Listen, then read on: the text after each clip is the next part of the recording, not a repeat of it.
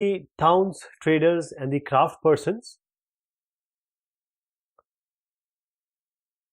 In the medieval town, if you are a traveler and you are visiting, what do you expect? What kind of the town it is? That means the town has temples, or it's an administrative center, it may be a commercial town, it may be a port or harbor town. So these are certain possibilities. And in fact, certain towns are like that.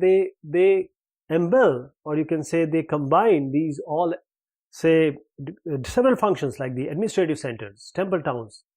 They may be commercial activities and craft production. So this is an example of some important centers of trade and artisanal production in central and south India. If you see this, we have already discussed about this: Madurai, Tirupur, Tirupati and Tanjavur, etc. Administrative centers, Chola dynasty. Now, if you are in Tanjavur, or you are moving in Tanjavur, the capital of Cholas, it was thousands of years ago. So what do you see? The perennial river Kaveri, it flows near the town, and the bells of Rajarajeshwara temple, which was built by King Rajaraja Chola, you will hear those bells. And the town people or townspeople, they are all praise of its architecture, that is Kunja Ramalan Raja Perunchantan, who would proudly carve his name on the temple wall. And inside that, it's massive Shiva Linga, Shivaling. So besides this temple, there are places with mandapas and pavilions. So kings, they hold court in these mandapas, and they issue order in the mandapas to their subordinates. And there are also barracks of the army.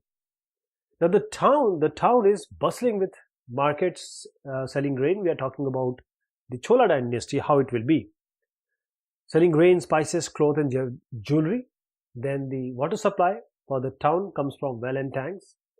And the Salia weavers of Tanjavur and the nearby town of Urayar, they may be busy producing cloth for flags to be used in temple festival, or fine cottons of the king and nobility, and coarse cotton for the masses, other people than the elite one.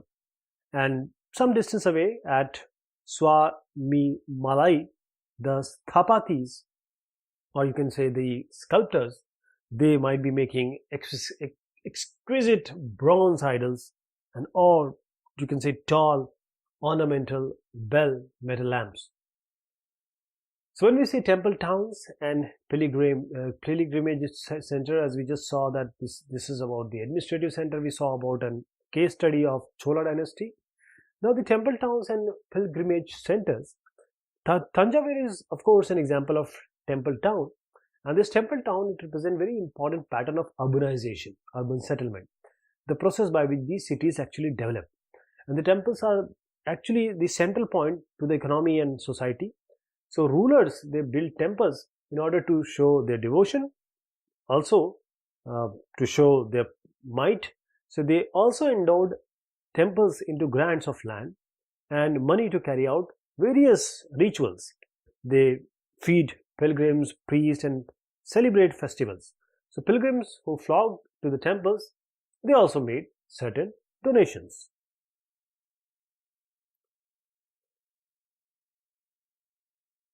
So temple authority, they use this wealth to finance trade and banking, and gradually what happens, priests, workers, artisan, traders, they all settle near the temple, right, in order to cater the needs of the pilgrims who are coming. And this is how the temple towns are grown. Towns emerge around temples like those of the Bhilsa right now, or Vidisha in Madhya Pradesh, that is Bhilla Swamin, and Somnath in Gujarat. There are other also important temple towns like Kanchipuram and Madurai in Tamil Nadu and Tirupati in Andhra Pradesh. So these pilgrimage centers, they also slowly developed into townships like Vrindavan in Uttar Pradesh, and in Tamil Nadu we have the Thiruvannamalai. These are the examples of these towns. Also Ajmer, Rajasthan. It is Rajasthan. Actually, it was the capital of Chauhan kings in the 12th century, and it later became the Suba headquarters under the Mughals. And it provides an excellent example of religious coexistence where different communities live together. So I'll talk about Khwaja Muinuddin Chishti.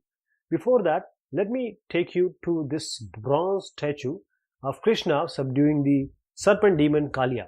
So this bronze or bell metal and the lost wax technique is used here. So the bronze is an alloy.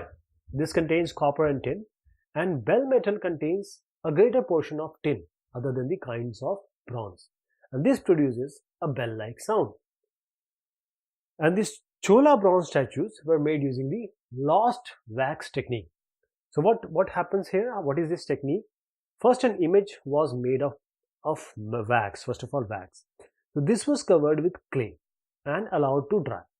Next, it was heated, and with a very tiny hole which was made in the clay cover, the molten wax was drained out through this hole. Now this molten metal is now poured into the clay through that hole, and once the metal cooled and solidifies, the clay cover was carefully removed, and the image after that will be clean and polished. So we were talking about Ajmer. Khwaja Muinuddin Chishti, the celebrated Sufi saint, Ajmer ki Dargah, who settled there in 12th century, it attracted devotees from all creeds, castes, religion. This near Ajmer is also a lake called Pushkar, which has attracted pilgrims from ancient times. A network of small towns. From the 18th century, after that, the subcontinent was dotted with various smaller towns, and these emerged from large villages, and they usually had a mandapika or mandi. Mandi we call it right now. Also, we call it these places as mandi, to which nearby villages would bought their production or produce in order to sell. They also had market streets. We call them, at that time it was hata. Right now we call it them as hart, lined with the shops. And besides, there were also street for different kind of artisans such as potters, oil pressers, sugar makers, toddy makers, smiths, stone masons, like this. So while some traders lived in the town, others traveled from town to town, and many came from far and near to these town to buy local articles and sell products of distance places like horses, salt, camphor, saffron, betel nut, and spices, especially like pepper. So this is a city market diagram. If you see, this is how it would look like at that time. So usually there was a samant, or in later times a zamindar. He built a fortified palace in or near these towns, and they levied taxes on the traders, artisans, and articles of trade, and they sometimes donated the right to collect these taxes to local temples, and these temples which had been built by themselves by some rich merchants. So these rights were recorded in inscriptions that have survived today also. Here is a picture of a wood carver, and there were something on market on taxes, which we know by now. This is the summary from 10th century inscription from Rajasthan, which lists that the dues that were to be collected by temple authority. So it was inscripted, so we know what was taken at that time. So there were taxes in kind, so there can be kind or cash. So kind can be sugar and jaggery, dyes, thread and cotton, on coconut, salt, areca nuts, butter, sesame oil, and on cloth. And beside, there were taxes on traders also, on those who sold metal goods, butter goods, or distillers or oils, on cattle fodder, and on loads of grain. And some of these taxes were taken in cash, somewhere in kind. Now there were big and small traders. There were many kind of traders, as we said. and this includes the Banjaras also, and several traders, especially the horse traders they were called as.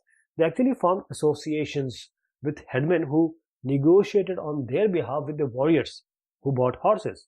And since these traders had to pass through various kingdoms and forests and various hostile areas, they usually traveled in caravans and formed guild in order to protect their interests.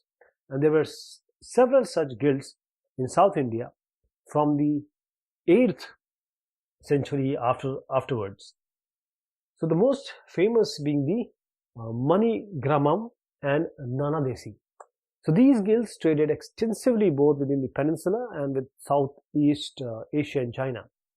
So there were also communities like the Chettiars and the Marwadi Oswal who went on to become the principal trading groups of the country, and you also know that they are still. Apart from the Gujarati traders, including the communities of Hindu Baniyas and Bohras, Muslim Bohras, they traded extensively with the ports of Red Sea, Persian Gulf, East Africa, Southeast Asia and China. So they actually sold textiles and spices in these ports, and in exchange bought gold and ivory from Africa, and spices and tin, Chinese blue pottery and silver from Southeast Asia and China. So the towns on the west coast were home to Arab, Persian, Chinese, Jewish and Syrian Christian traders. So Indian spices and cloth sold in the Red Sea ports were purchased by Italian traders, and eventually they sell it to the European markets, and they would fetch high profits. Spices which are grown in tropical climates like ours, which are pepper, cinnamon, nutmeg, dried ginger, they become an important part of European cooking also. Not even in our cooking, but European cooking. And the cotton cloth was very attractive. And this eventually drew the European traders to India. And we will talk about them shortly. Let us see about Kabul. With its rugged and mountainous landscape and hilly terrain, undulated land frames, Kabul, which is actually in present-day Afghanistan, became politically and commercially important from the 16th century afterwards. So Kabul and Kandahar, they were linked to the celebrated Silk Route. And besides that, trade in horses were primarily carried on through this route only. So in the 17th century, Jean-Baptiste Tavernier, a diamond merchant, estimated that the horse trade at Kabul amounted to rupees 30,000 annually, which was a huge sum in those days. So camels carried dried fruits, dates, carpets, silks, and even fresh fruits from Kabul to the subcontinent and elsewhere. And slaves were also bought here for sale. See, sales of slaves were there.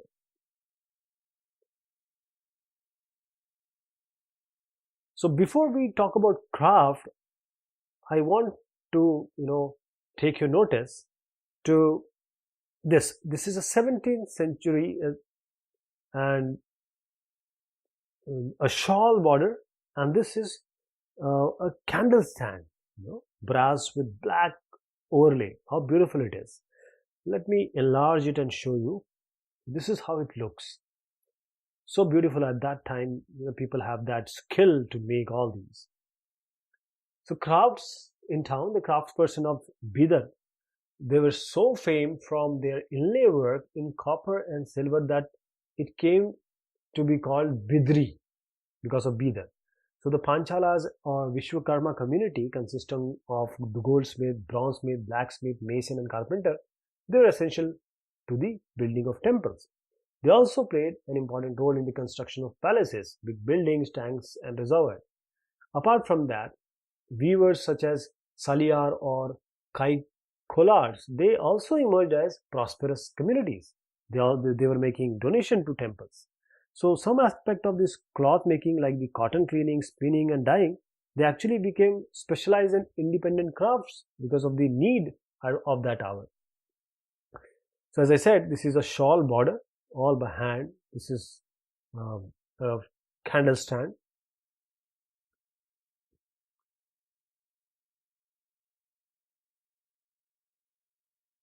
the changing fortunes of town. There were some towns like Ahmedabad in Gujarat. It actually went on to become major commercial cities, but others like the Tanjavur shrank into size and lost its importance. Murshidabad in West Bengal on the banks of Bhagirathi, which rose to prominence as a center for skills and became the capital of Bengal in 1704, and declined in the course of century as the weaver they faced a tough competition from the cheap mill-made cloth which was coming from England. So we'll have a very close look on Hampi, Masulipattnam and Surat. Masulipattnam, it's Machilipatnam right now. So this is a view of a watchtower through the broken wall. This is a broken wall of the enclosure of Hampi. So Hampi is located in the Krishna. This we are talking about the architectural splendor of Hampi. So Hampi is located in the Krishna Tungabhadra basin, which formed the nucleus of Vijayanagara Empire founded in 1336. So the magnificent ruins at Hampi reveal a well-fortified city, and no mortar or cementing agent was used in the construction of these walls. Nothing was used. Only the technique followed was the wedge them. See, there is nothing. It's just a fine architecture of wedging them, that is interlocking them. Okay, wedge them through the interlocking. No mortar or cementing was used. So the architecture of Hampi was distinctive. The buildings of the royal complex had splendid arcs, domes and pillared halls with niches for holding sculpture. They also had well-planned orchards and pleasure gardens with sculptural motifs such as the lotus and the corbels. In its heyday in the 16th centuries, Hampi bustled with commercial and cultural activities. Moors, this is for Muslim merchants. Moors, the name collectively used for them. Chetties and agents of European traders like the Portuguese, they thronged the market of Hampi. So this is a fortified city. A Portuguese traveler, Domingo Paes, he described this Hampi in 16th century like this. I at the entrance of the gate where those pass who come from Goa, this kind had made within it a very strong city fortified with walls and towers. And these walls are not like those of other cities, but are made of very strong masonry, such as would be found in few other parts, and inside very beautiful rows of buildings made after their manner with flat roofs. So the temples, if you see this is a stone chariot, Vithala temple. This is a stone chariot. So temples were hub of cultural activities, and Devadasis, the dancers, they performed before the deity, royalty and masses in the many pillared halls in the Virupaksha, that is a form of Shiva temple. So the Mahanavami festival, we also know it today by the name of Navaratri in South, was one of the most important festivals celebrated at Hampi. So archaeologists, they have found that the Mahanavami platform where the king received guests and accepted tribute from the subordinate chiefs, this was the occasion. And from here, he also watched performances like the dance, music and wrestling bouts. So Hampi fell into ruin following the defeat of Vijayanagara in 1565 by the Deccani Sultans, the rulers of Golconda, Bijapur, Ahmednagar, Berar and Bidar. A word will come which is emporium. So what is emporium? Emporium is a place where goods from diverse production centers are bought and sold. This is emporium. So Surat, this is the gateway to the west. Surat in Gujarat was the emporium of western trade during the Mughal period along the Cambay, that is Khambat, today's Khambat, and somewhat later Ahmedabad. So Surat was the gateway for trade with West Asia via the Gulf or Hormuz, and Surat have also been called the gate of Mecca because many pilgrim ships set sail from here. So the city was cosmopolitan and people of all caste and creed lived there. In the 17th century, the Portuguese, Dutch and English have their fort factories and warehouses at Surat. So according to the English chronicler Ovington, who wrote an account of the port in 1689, on average 100 ships of different countries would be found and anchored at the port at any given time. 100, see. So there are also several retail and wholesale shops selling the cotton textiles. The textiles of Surat, they were very famous for their gold lace borders called as zari, and had a market in West Asia, Africa and Europe. So the state built numerous rest houses to take care of need of people who would come from all over the world. There were magnificent buildings and innumerable pleasure parks. The Kathiawar Seths and Mahajans, which were actually money changers, they had huge banking houses in Surat. It is noteworthy that the Surat Hundis were honored in the far-off markets of the Cairo in Egypt. See, Hundis were, what was Hundis? Hundis is a note recording a deposit made by a person. So the amount deposited can be claimed in another place by presenting the record of the deposit. So it is that the Surat Hundis were so much honored far-off markets of Cairo and in Egypt, Basra in Iraq and Antwerp in Belgium, they were accepted. But Surat began to decline towards the end of 17th century, and this was because of many factors. First of all, the loss of markets and productivity, because of the decline of Mughal Empire, control of the sea routes by the Portuguese and competition from Bombay, that is present-day Mumbai, where the English East India Company shifted its headquarters in 1668, and today Surat is bustling commercial center.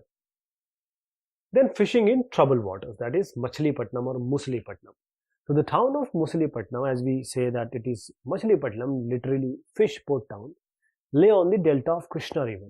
So in the 17th century, it was the center of intensive activity. Both the Dutch and English East India companies, they attempted to control the Muslipatnam as it became the most important port of the Andhra coast. And the fort at Machilipatnam was built by the Dutch. So we have a word which is factor. This is the official merchant of the East India Company. So there is a thing which we got from William Methwold, a poor fisher town. So this is a description of Machilipatnam by William Methwold, a factor of English East India Company in 1620. So this is the chief port of Golconda, where the right worshipful East India Company have their agent. It is a small town but populous, unwalled, ill-built and worse situated. Within all the springs are brackish. It was first a poor fisher town. Afterwards, the convenience of the road, that is a place where ship can anchor, made it a residence for merchants, and so continues since our and the Dutch nation frequented this coast. The Qutb Shahi rulers of Golconda, they imposed royal monopolies on the sales of the textiles, spices and other items in order to prevent the trade passing completely to the hands of East India companies. And fierce competition among these various trading groups, Golconda nobles, Persian merchants, Telugu Komati, Chettis and European traders, made the city more populous and prosperous. Now, as the Mughals began to extend their power to Golconda, the representative of Governor Mir Jumla, who was also a merchant, began to play off the Dutch and English against each other. So in 1686 and 1687, Mughal Emperor Aurangzeb, he annexed Golconda. So this caused the European companies to look for alternatives. So it was a part of new policy of East India Company that it was not enough if a port had connection with the production centers of hinterland. The new company trade center, it was felt, should combine political, administrative and commercial roles. So as the company trade has moved to Bombay, Calcutta, Bombay means Mumbai, today is Mumbai, and Madras, that is Chennai. So Machilipatnam lost both its merchant and prosperity, and it declined in the course of 18th century. New towns and traders in the 16th and 17th century, European countries, they were searching for spices and textiles which had become popular both in Europe and West Asia. So the English, Dutch and French, they formed East India Company in order to expand their commercial activities in the East. So initially, great Indian traders like Mullah Abdul Ghaffar and Virji Vohra, actually they owned a large number of ships, competed with them. But later, the European companies used their naval power to gain control over the sea trade and force the Indian traders like these to work as their agents. And finally, the English emerged as the most successful commercial and political power in the subcontinent. So the spurt in demands for goods like textile led to a great expansion of the crafts of spinning, weaving, bleaching, dyeing, and more, with more and more people taking them up and coming into this profession. So Indian textile designs became increasingly refined, but this period also saw the decline of independence of craftspersons. They have to do, or they have to make only what these people want them to make. So the 18th century saw the rise of Mumbai, that is Mumbai, Kolkata, Chennai, that is Bombay, Calcutta and Madras, which were nodal cities today. Till now, crafts and commerce underwent major changes as merchants and artisans like the weavers, they were moved into the black towns established by the European company with these new cities. The blacks or native traders and craftspersons were confined here, while the white rulers occupied the superior residences of Fort St. George in Madras or Fort St. William in Calcutta. The story of craftsperson we are going to see later.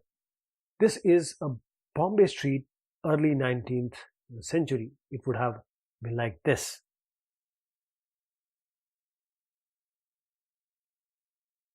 What was going on elsewhere at this time? Vasco da Gama and Christopher Columbus.